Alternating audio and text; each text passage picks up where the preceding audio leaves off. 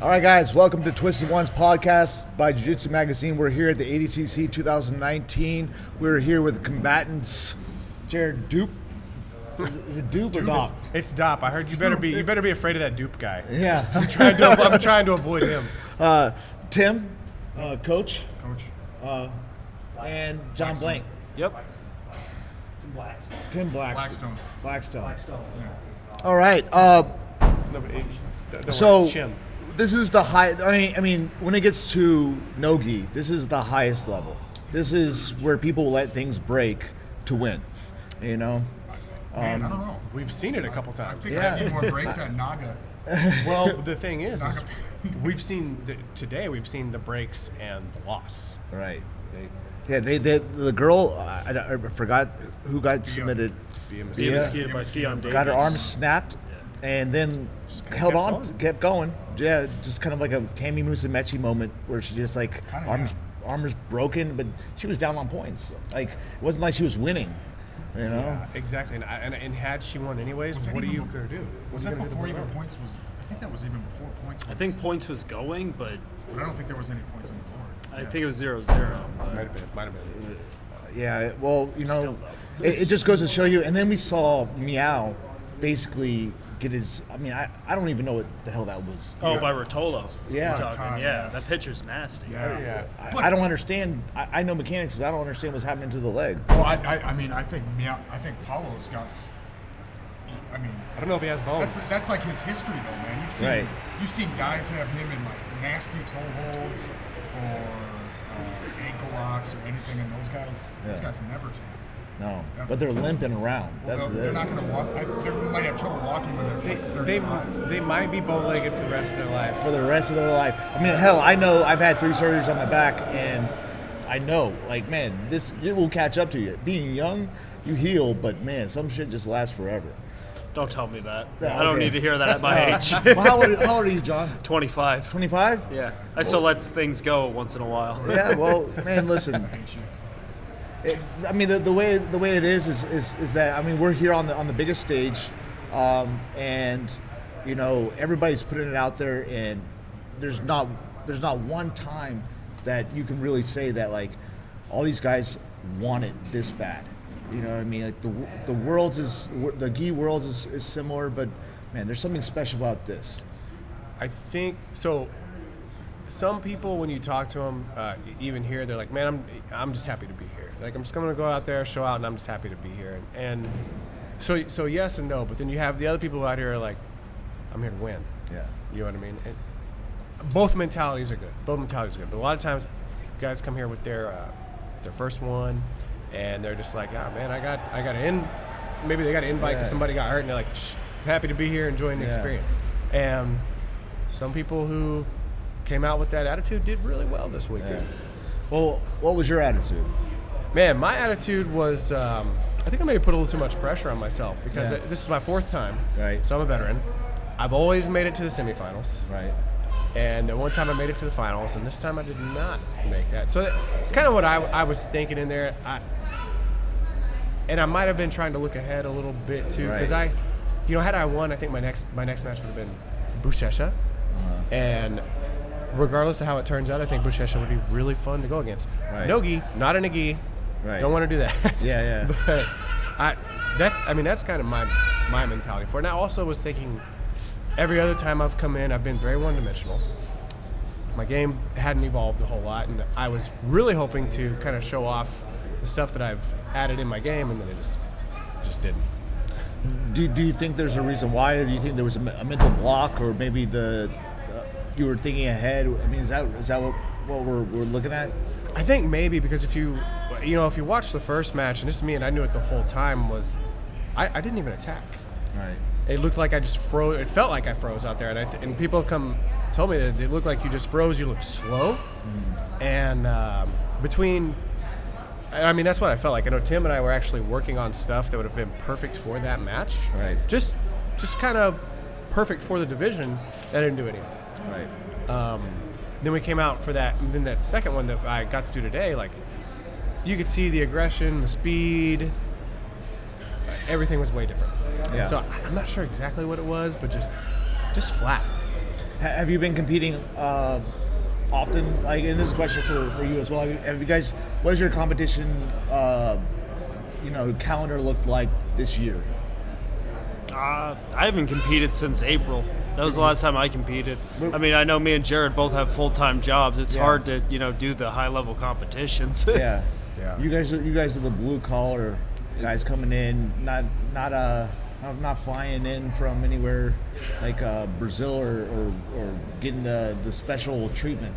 You guys are blue collar workers. I mean, not blue. I'm not saying you got blue collar jobs. What I'm saying is that you guys are putting in the work elsewhere and supplementing the jiu-jitsu at a high level. Exactly. Right. Guys like Jared and I, we got the day jobs, and then we do this for fun, a hobby, but we happen to be good at it. Yeah. And it's very rare. I think you find somebody with a hobby that's world class at it. I mean, this is world class. There's nobody that stepped on this match today that wasn't world class. I mean, just showing the outing that everybody had here. It wasn't. There's no guys you could be like, what is this guy doing here? Maybe one in my head. We won't talk about that. Man, name another guy that's got a full-time job that's actually made it. Besides you two. So Pair 2 from Finland. Okay. He does have. He's a mechanical engineer in Finland. Okay. Working at a paper company, and so he's Dunder Mifflin of Finland. He told me all what We're they like did. an hour from Scranton. more like manufacturing equipment. That's not very. You're not very far from Scranton. Not at right? all. That's the best reference. No, yeah. So I definitely know of 3 of us that have full-time jobs. Now, location-wise, I think it takes me a little longer. Like if I'm gonna go train, Oh, absolutely. it's a 45-minute or an hour-long drive. Yeah. It's an hour long if I'm gonna go train with Jon. It's 45 minutes if I go train at BJJ United, and then I know that Pair 2, where he works, it's also like a 10-minute drive for him to train where he does too. So currently, it's a little bit of a challenge for me, and honestly, I haven't competed since February. What was your last match? It was Sub Spectrum in Des Moines, Iowa, and I ran into John Hansen. I was coming off my popped rib from Noki Worlds, and I thought, man, who's gonna show up to Iowa? Not the way you should be thinking, by any means whatsoever, right? Right. But I thought, well, nobody wants to come to Des Moines. There was a cash prize, so that could have brought some people out. And John he's a short drive over from Omaha. Came in there. I never seen him, didn't know anything about him, and came in. I don't want to say I came in flat for that one, but I couldn't even catch my breath in between the matches. And then the next couple days, my voice was gone, my body hurt, and then I was like, what the hell is wrong with me? But that was bad. I 100%. And I would like you're like, because you're the manager almost. You're the eyes, and you see him at his best, and you see him at his worst, and you see him when he's training, when he's on and he's connecting. There's always, like, I've coached MMA fighters, I've coached Jiu-Jitsu guys. I know when my guys are not themselves, and I know. Yeah, I think Jared's match yesterday was completely kind of out of sorts, I think, maybe. Yeah, absolutely. Yeah. Today was a little bit better. I think just... Yeah, it's hard to come back from when you're sleeping. when you fall asleep. Okay. I didn't even know. Well, okay, so the idea there is, the second match is Tim Spriggs. Tim Spriggs is a very aggressive guy. Right. And, I came out so flat in that first one, I thought, you know what? I'm going to be the aggressor. Right. I think the overcorrected him. Exactly. It was too much of an overcorrection. I said, I'm going to put him on his heels, and he's going to have to run away from me. Right. And I was putting him on his heels, pushing him away. He was trying to stay on the head and pull me into a bad shot because he wanted the guillotine. Right. And after the first guillotine attempt that he did, where I was able to shake it off and roll out, I should not have shot again. Right. Because I think that's an indicator that this guy is looking for you to shoot good shot or bad shot, so that they can jump onto your head. Right. Which is what he did. And that second time, he didn't let me roll out. Right. So in that case, it's more like that was aggression-wise, strength-wise, speed-wise, great. Decision-making, not so good. Yeah. Because in that case, you should do the big man wrestling, upper Right. body, looking for trips, looking knee for tap. Yeah, absolutely. Looking for those kind of things, and I think that's something that I'll work on a little more. I do that kind of stuff more in practice, but the ref came over and he was like, I need more action from you guys, and I was like, you want action, buddy? Yeah. I'll show you action. You know? Here, I'm gonna That's such a Jared Doop thing to say. that's Doop. That's Doop for you. and for your matches. Yes. This dude was killing it. John was on. So okay, I'm not saying that he wasn't on fire today, but No, I was he was much better on yesterday. fire yesterday. Yeah. Yeah. Yesterday I did good. I tapped Rustam Chiziev in the first round, which not many people have done, so that felt really good. And then I beat Murillo Santana in the second round. Yeah. Murillo's a beast. So I felt really fucking good yesterday. And then I had Craig Jones in the semis today. I lost to him. And then I lost to Hanger for fourth. And then I did the absolutes and got beat quick. So today was a little rough for me. Who'd you face in the absolutes? Tex Johnson. Tex. Yeah. These are big boys. Oh, yeah, Tex is way bigger than me. Well, okay, now hold on. I don't want to start any controversy, but I didn't get to see it. Yeah. I heard that Tex acted like he was going to shake your hand, and then he shot in. Did it happen? With the guard pull. It happened. Yeah. Is that the only time he got? I don't want to talk shit or anything like that. It's not the reason I lost, listen, but Tex is a cool dude. yeah, it's he's not an aggressive guy, but I don't think he means harm. But he's coming out there to take you out. Exactly, and always every match I've had this whole time, the ref tells you to say good luck or whatever. Yeah. We do that, and then you always do a slap bump. Yeah. I went for the slap, and he slid into single leg X, and I was just like, So it's all right. it's technically not required to do the slap bump. no, it's not at all. So he did the slap part. No, I went to do the slap, and he grabbed my hand and slid in, and I was like, oh, okay. Well, I guess we started. I mean, and he also didn't make it past the semifinals. No, he lost to Buchecha the next round. I mean, that's Yeah. bullshit. But So, I'm not bummed about it or anything, but It is shit what happens. yeah, I mean, it is what it is. I mean, you see these guys that I think way back in the day, Manny Gambarian, acted like he was going to shake hands, then rushed in. But he was known for that. Yeah, He always. did that in MMA too. Yeah, all the I feel time. like, yeah. Yeah. And so you just get to know, I'm gonna do a slap bump, but I'm gonna do it as I'm walking backwards, Yeah. kind of thing, Yeah, Yeah, Or stupid it's mistake more of on my an part. extend the arm Yeah, out I and should. I think it's keep 'em. I think it's just an awareness thing. It's like John didn't know Yeah. that he was going to do it because it's not wrong. It's not wrong for Tex to. John assumed that Tex was going to slap bump. Right. Tex didn't want to slap bump. Yep. And it happens every day. Yeah, and you know what? And I have a thing on my Instagram one time that I did. It did not get enough views. It should have.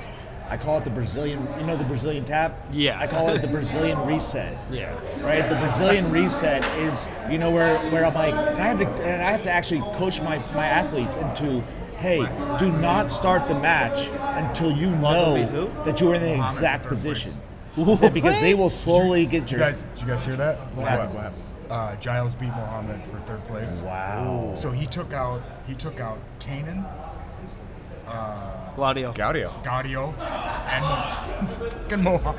Good And God, Muhammad. get that man a case of beer. Yeah. So hold on. So Giles is going to the finals. No. He lost to Gordon in the semis. Oh, he lost to And Gordon. beat, Okay, I didn't see that. Did and he beat Gordon? Muhammad Is it and- over? Yeah, I think that was the third place match. So it's going to be Buchecha Gordon. Buchecha Gordon finals. Damn. And then, We of won't course, keep everything. We'll reconvene because Yeah, I'm sure all of us Felipe. want to see that. Well, the super fight's going to happen Felipe, first. yeah, Felipe and got that it. super Well- fight has the potential to go 40 minutes. Well, yeah. Then I'm not as interested in the super fight as I am. Really, Buchecha and man, Gordon. I might be. You know- I might be more interested. And Pena and Yeah, Galvao? man, because I feel like that fight, they both beat each other twice, Right. True. right? Are you talking no gi or are you including gi? Including Guy, anytime they face each other, right? Okay. They'll both beat each other twice, and I think I feel like this might be like a little bit of a bad blood between both of them too. Could be because a little bit of trash talk on occasion. I mean, Has there? Well, I I think- think I at think one so. point maybe, Yeah. not for this, but at one point maybe some words were I mean, said. Buchecha and Gordon's going to be great, but Gordon's going to be doing mainly all the trash talking, and Bushesh is such a nice guy. Yeah, I mean, he's like one of the nicest guys around. I don't know that Gordon's actually going to trash talk Buchecha, but I will say this. The reason I'm interested in the Gordon-Buchecha match is because, Gordon is like, I'm the GOAT. Yeah. And anybody who comments on Flow Grappling that says he's not the GOAT, right, he goes in and makes a case in his own comment. Yeah. And when people respond to that, they generally say, well, you have not beat Buchecha. Right. How about you haven't beat Hodger Gracie? Well, when Hodger Gracie comes out of retirement, Hodger makes like a. There's an argument for it, but I don't know if it's definitely. solidified. It's not. Well, two different generations. Hodger's like Conor McGregor. He comes out of retirement every 3 years and shows up and he wins. Besides Conor, but he wins. Yeah. Okay. He's the Conor McGregor that talks less shit and wins. Yes. He doesn't throw chairs but he makes less money. Amateur boxing matches. Hundreds of millions of dollars. He makes a little bit less money. Yeah. Yes. So maybe throwing a chair through Muhammad Ali's car, on the way back home is worth it. Who knows? Do you need me to press buttons over here? No, please don't. John, just make sure you see all those green things too. I just think that's what's interesting about that matchup because, and a lot of people might say because Buchecha lost to Kynan in the finals, right, that Buchecha's not. But the thing is that you've got to win the absolute. Right. This is the guy that everybody's been saying you have to beat in order to win the absolute, and then Gordon wins the absolute, and people are going to come back and say, well, you haven't beaten Felipe. Yeah. And I think they have a super fight scheduled for this year. Who, Felipe and Gordon? Yeah. They did at Third Coast, but it got canceled. Yeah. Now it's going to be Gordon versus... Fuck, I forget. What's Someone funny else is... that was really good. We were talking to Nicky Rod, and he says that in a week he's supposed to be fighting Kenan Gorte. I'm like, and you should renegotiate. Philly. Fight to win Philly. I said you should renegotiate your contract. Absolutely. Yeah. Both of them should. Yeah. I mean, that was just like, to say, like Gordon Ryan, I mean, he's on fire right now. I mean, he's coming in. Dude, there's no doubt that he's like one of the most talented guys around. Amazing talent. So here's the thing. Amazing talent. And I think what people don't realize a lot is, regardless of how he does it, that guy trains a lot. He puts in the work. Mm-hmm. So it's hard to argue with that when you see how much work somebody puts in, Yeah, I mean, so you guys are going to go back to work. Yep. Yeah. Unfortunately, I'm going back to work 9 a.m. Tuesday. Yeah. God, I gotta fly out tonight. You guys at least get another night. Well, that's because you're a dad. Yeah. And you guys, but what? So okay, you had a good division route, John, right? And Jared, you felt flat. How do you guys address this, and do you take more matches, or are you guys going to look to immediately get back into it? I mean, how do you say, like, okay, I prepared very hard, but now I'm going to go and do something else? For me, right now, what I'm trying to do is I'm actually starting a school out where I live. What kind of school? What for school? A jiu-jitsu school. But, okay, yeah, I'm trying to get to the point where I can just do jiu-jitsu. That's what I'm really trying to get to. But if you own a jiu-jitsu school, you will do a hell of a lot less jiu-jitsu. You know what I mean, though. Yes. If I'm not working, 60 hours a week as an electrician, that's going to free up my time a hell of a lot. Yeah. So that's my goal right now. For anybody interested, that's 10th Planet Allentown. Correct, 10th Planet Allentown. Nice, man. Yeah, listen, I'm really interested in the 10th Planet system. After fucking my whole body up and doing a whole bunch of dumb stuff in my life, I see the longevity in at least how 10th Planet goes about with their warm-ups, their and you can call it cult, you can call it. No, I think there's a lot of pride in what they do. I mean, there is some weird. I get what you're saying, but it's like that with every gym. Yeah. Every gym is a gang, but I think you guys are a wackier gang, you know what I mean? But that's perfectly fine.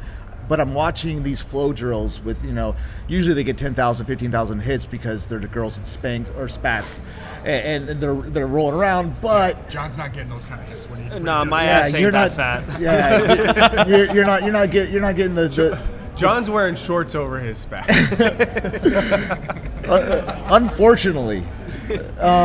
So, I mean, it's almost like yoga, or it's almost like choreography. It's almost like dancing to a degree. Our flows, our Right. warm-ups, if you get two people who know what they're doing, it's, not rough on the body at all. Right. It's just moving around because everyone knows what they should be doing to help the other person. Right.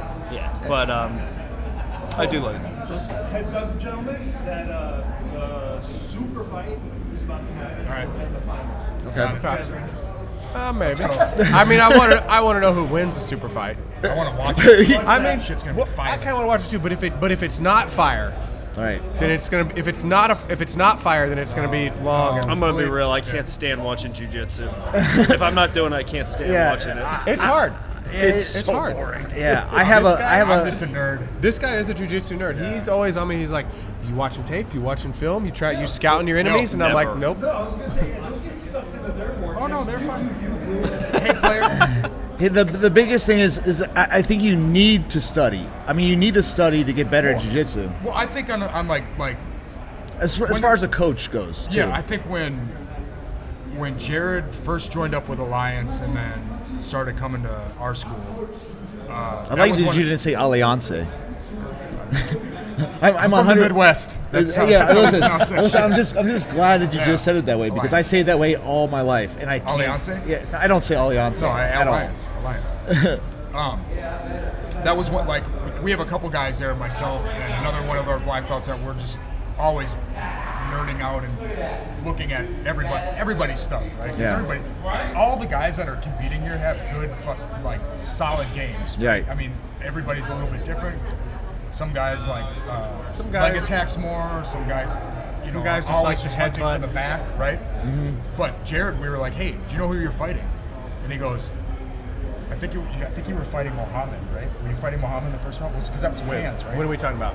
The first time was it Worlds? Worlds. It was Worlds.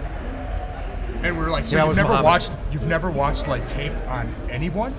And I go, well, when you played football, because you played college football, did you watch tape on your opponents then? He goes, well, yeah. And I go, well, it's no fucking different now. Like, how is it any different? Yeah.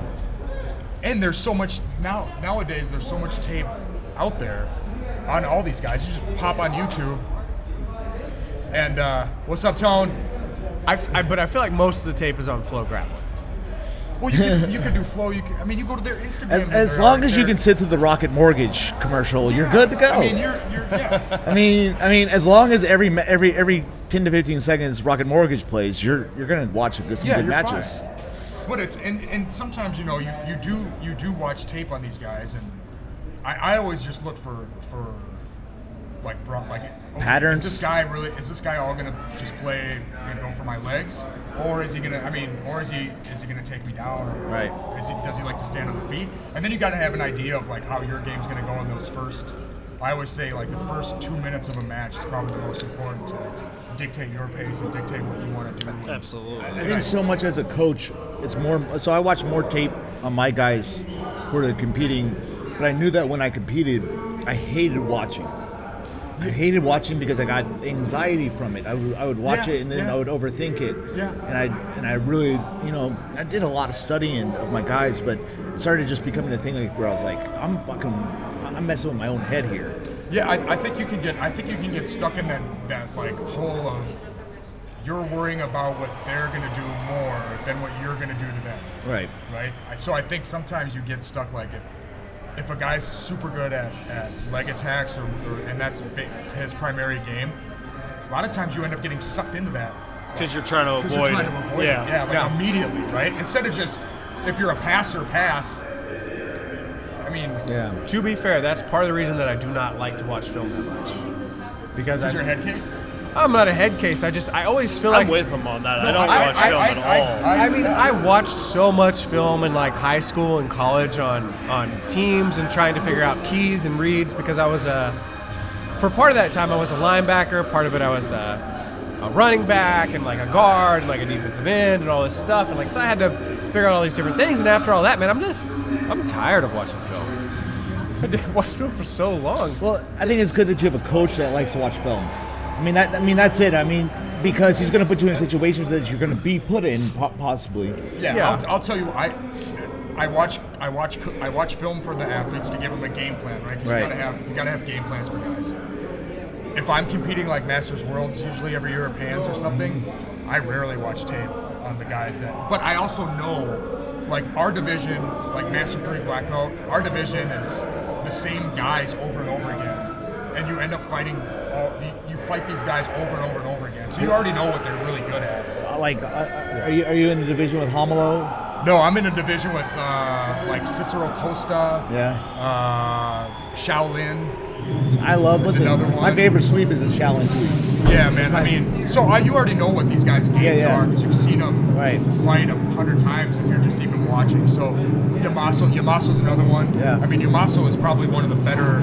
People don't give too much credit for Master Worlds when they don't realize who's actually in those divisions. Well, okay, so I know Hinger put something out a long time ago too, and I kind of disagreed with them. I do agree with the fact that if guys calling themselves like world champions, winning the Masters, yeah, put the designation of Masters. But most of those guys know it's not Adult Worlds, and Adult Worlds is the pinnacle for Gi, is the pinnacle for that. Master Worlds, I think sometimes is completely harder because now you have 5 minutes, like in my division, you have 5 minutes with another guy who's a black belt. So anytime you get down by 2 or even an advantage, you have maybe 3 minutes to get those points back, maybe to get an advantage back, and the time becomes just it nullifies anything like stalling or because there's not enough time for those even the refs to decide. It's just I think it's unfair because there's some of the Masters champions are complete garbage. I mean, I can't say complete garbage. Some so we go Masters 6, and there's one person in that division. Usually, yeah. Well, this year, so one of my idols, Pat Worley, is like a 3-time Master World Black Belt champion. I think he was 70. Won Master 7 this year. They had like 12 guys in that division. And Pat's a black belt that trains in Minneapolis at the Alliance with Tim. And he's also Pat's also like an old school karate guy, like USA Karate. Used to fight bare knuckle.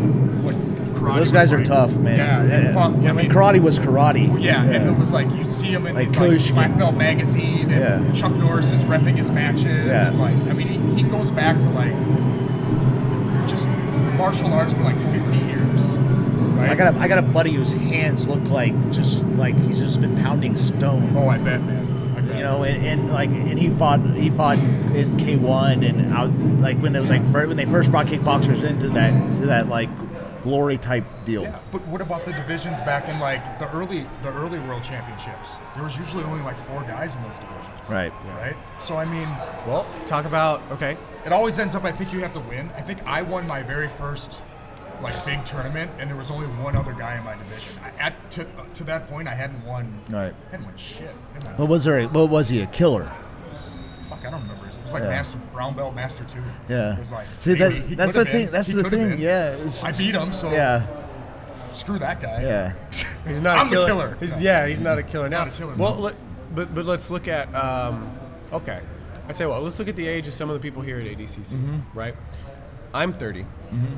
Bushesha's maybe like a year younger than me, so let's look at what could happen at next year's Masters Worlds if we all go. Right. Bushesha would be at Masters Worlds if Rodolfo comes back. If Rodolfo would want to do it, that's who he would be Gordon's Masters going Worlds. Rodolfo Vera. Oh yeah. Just sorry. Yeah. Lovato's way done back, Masters but- Worlds. James Popolo can do Masters Worlds. Shanji can hop into Masters Sanji Worlds. already did Masters. Sanji won Adult Worlds, and then in August competed at Master 1. That's not fair. So you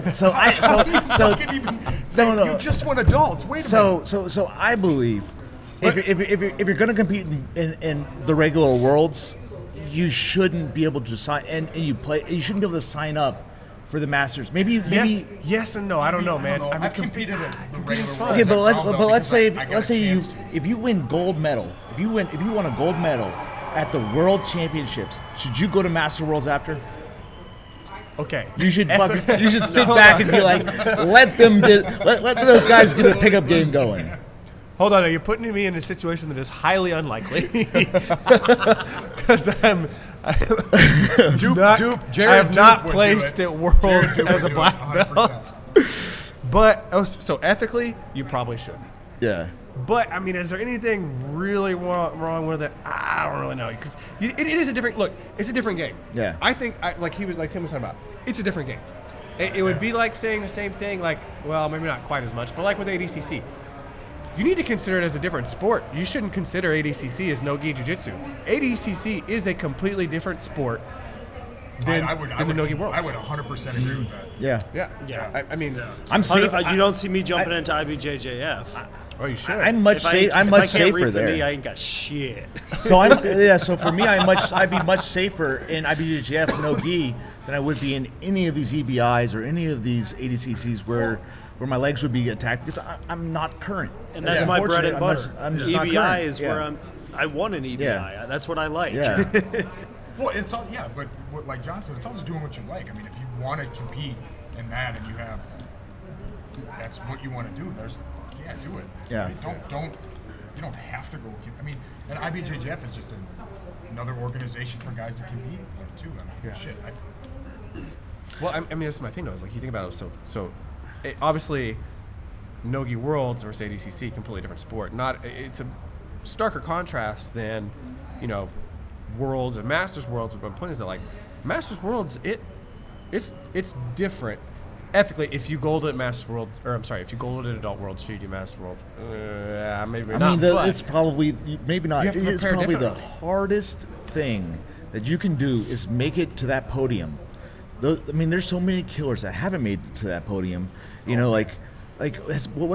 far is Murillo? Has Murillo ever won a world championship? Murillo, I feel like I don't think He's so. placed maybe. He's placed maybe bronze. He's placed a bunch, but I don't think he's won. Yeah. Murillo's one of the He's won toughest guys Pans. to get I past. think he's won Pan Ams.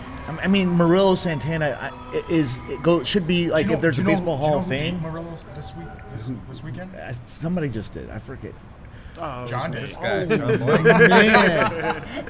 y'all are calling me out. Listen, I've had a long day. You know what I mean? Like I couldn't watch every match. It wasn't the best match. But you played it But smart. when they check your BJJ Heroes page, It says it's I gonna got say W. Yeah. Yeah. Listen, if I did that, I would print that out and poster it. Just that one. Just be like, man, I don't even beating. So submitting Rustum. So in the times that I've been to ADCC, I've seen Rustum get submitted 3 times. Once I think Lovato triangled him. In Finland, Shanji got that sick armbar, and now Jon got that slick heel hook. And Rustum is one of the a toughest G. guys. One of the Dude, toughest he is- guys. One of my here, favorites. no doubt. One of my favorites because he comes in so quiet.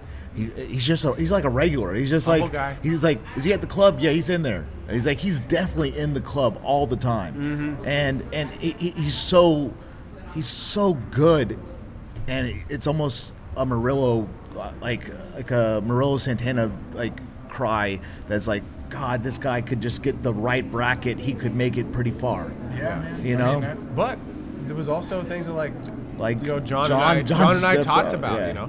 and we talked about these guys he was competing against. And I never went against Rustum. I just know we're like, maybe don't stand up with Rustum.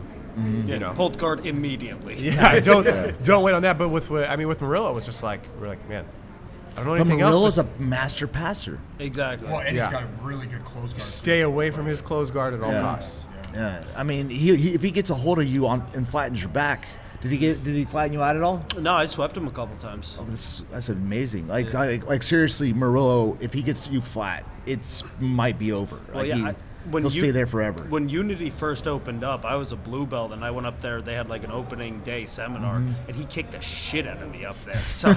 So it felt good to go with him again when I'm a little bit better. And I think jiu-jitsu is really the only thing where if I ever played with I don't know who's a good baseball player, who's a good football player. I don't watch sports. You watch sports? A good football player. Man, only I been watch training college football sometimes because I do 6. like college football. Let's say you play. I mean, Baker Mayfield, OU quarterbacking for Cleveland Browns right now. Okay. I'm just showing you. All Won right. the Heisman. Won the Heisman. So it's like that guy, and then all of a sudden, some guy who just got out of high school, all of a sudden is like beats you. Like that's where jiu-jitsu's scale slides so fast. Well, yeah, and you got you you got to look at some of the kids that are coming up too. So Like the Rotolo brothers. Ty's a perfect example. Kennedy's another. This is his first ADCC. Made it to the finals. Some of us are like black belts, and those kids have been doing it just as long or longer than us. Yeah, man. Michael. There's a. And they've had a great coach from the start. It's not. Most of them. Yeah. It's not like they burned a bunch of. They went into it with guys that are already champions, and they said, "Hey, this is how you should train, and here's the things you should know." And while we're putzing around with a purple belt for a good 3 years, and we're like, it's good for us. We're having fun, but then. That's the evolution of it. I think that the jiu-jitsu gets better and better because the coaches get better and better, and each generation teaches the next. Yeah, I mean, you just keep feeding it. So think about like the guys that we're coaching now, when they become coaches and we're kind of whatever broken. Video games We're broken. Right? Streaming on Twitch. Yeah. Those. That group, the next group is going to be even better. Yeah. Right. And I think that this group, these young guys, they have that access to, like when I started jiu-jitsu, that we didn't really have. You had your instructor. You had some of the internet, but it's not like it was. Do you guys remember Subfighter? I do remember Subfighter. Subfighter taught me a friggin' lot. I remember Subfighter. You know what I mean? Like that was like the first actual organization of techniques that I could watch. But other than that, I was watching like Carl Parisian and like, I'm like taking notes of like how to do a drop seo nagi without the gi. You would get like what was that? Victoria, you would rip some like I ripped like an old Jacare, like Dude, that was like LimeWire. Way before my time. He doesn't even know what LimeWire is. Yeah. LimeWire. Oh God, man. Hold on. Do you remember iMesh? Napster. No. iMesh, FrostWire, all this preceded LimeWire. Yeah. LimeWire was just like a big one. I barely remember that. So I'll tell you this. I originally had a chance to do jiu-jitsu probably 2005 when I was in high school. Got lucky.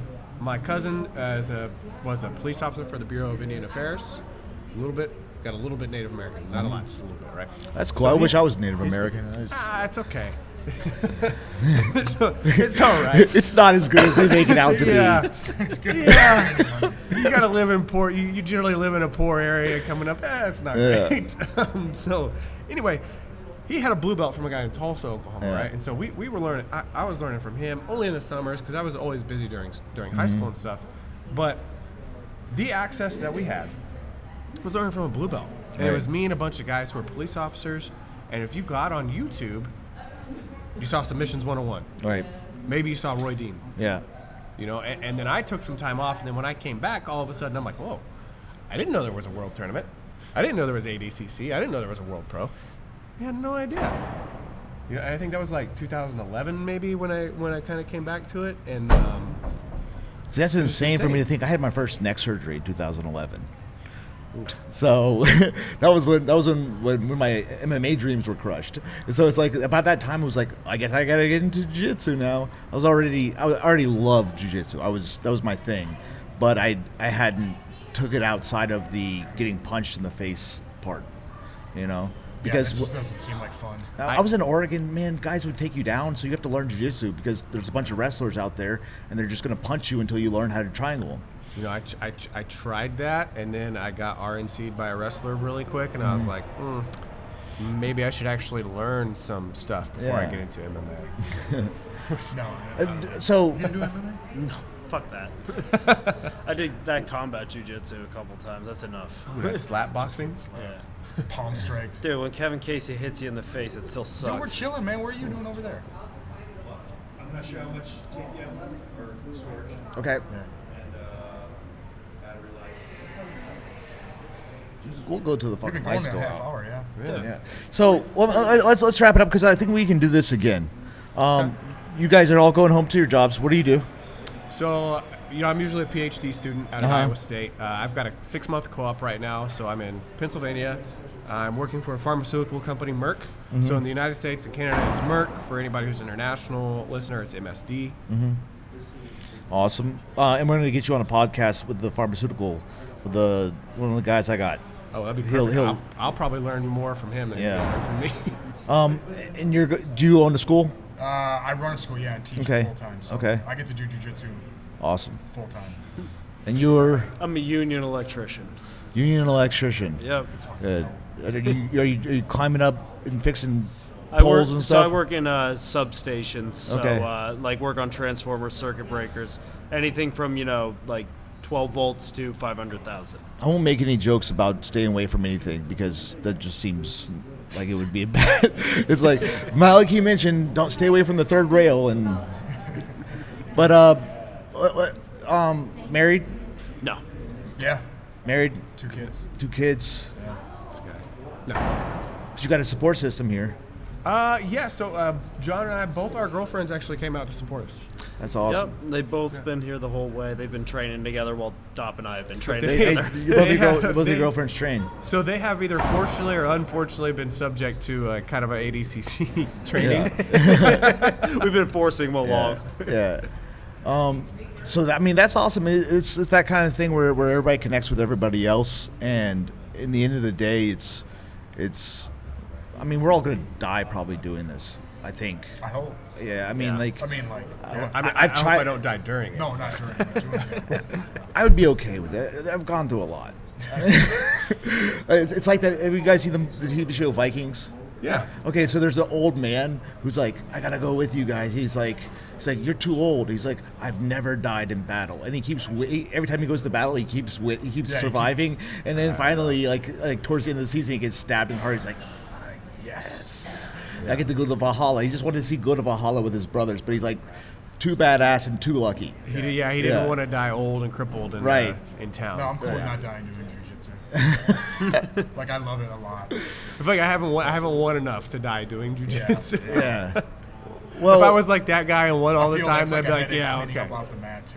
Like, you don't wanna, Oh, yeah, that'd be terrible. Who's gonna who's gonna pick me up and move me? who's going to clean this up after I shit myself? Well, guys, thank you so much for being on. I think this is a group that I would like to get on again. Dude, yeah, do some hell more, yeah. do some more homework, bring up some topics, and kind of just talk jiu-jitsu. I also want to talk to you, of course, because I'm going to be interviewing people that make their living doing jiu-jitsu. And you guys, in a way, make your living doing jiu-jitsu as well. You supplement it, but it's you guys. If you wanted to be where I am, you could be where I am for sure. I'm sure. As long as you love your students, you take care of them, and you study every day, you can be a good teacher. And it's. I think like you're going to open up your club. Yep. Right, which is super important. I mean, that's what we're all. I think all of our end goals are, and that's where I try to make my students black belts so that they understand. Like, hey, even if you're an MMA fighter, having a jiu-jitsu school is you need to be a black belt, and you need to be comfortable and teach other kids classes and stuff, because I teach my kids classes. Yeah. Yeah. Actually, I think I have a lot of fun teaching our kids class. Yeah. I think it's the most fun I have. Oh, well, I think sometimes too. Don't you guys have to Doesn't Damien a lot of times want to teach every class, and you have to be like, "Whoa, chill out, man." No, yeah, we have a pretty good Support system. Yeah, I mean, we're usually at the gym from 6 a.m. to 9, and I feel like this last year we've both kind of been man, I want to go see my kids play baseball, or I want to go. So we've been, hey, you take Monday nights off, I'll take Tuesday and Wednesday nights off. You take Thursday nights off. Friday night we're not there at that lunch, and then we come back on Saturday. I'll take Sunday off. But I think you need that balance, because for a long time it was both of us at the gym all day long, and there ended up being no need for it after a while. So it's either me or him. We've got some other really good instructors. I think we have 12 black belts now. So we've got plenty of other guys that want to step in and teach too. So Did you guys see that the only phone with a cord? That phone, that's great. probably the last phone ever. is that directly to the White House, or is that? It could possibly Is that be. May very well be. Or is that direct? Is that directly to the sessions? Dude, I don't like know Bring what the hell. pizzas back. It's like, hey, Pronto. Senor Trump, ADCC is going just as we planned. Yes. All right, guys. So we'll wrap it up. I want to get you guys back on another one. We'll be more organized, but I think just spitballing is better with you guys, some because it fun. was something. I'm learning a bunch, and I'm learning about you guys, and hopefully we can connect and then connect in person again. Yeah, definitely, man. All right, guys. So that was Twisted Ones podcast. That's ADCC 2019. We got Jared Dopp, we got Jon Blank, and Tim Blackstone. All right, guys. Take Thanks care. for having us. Thanks, man. Thank you.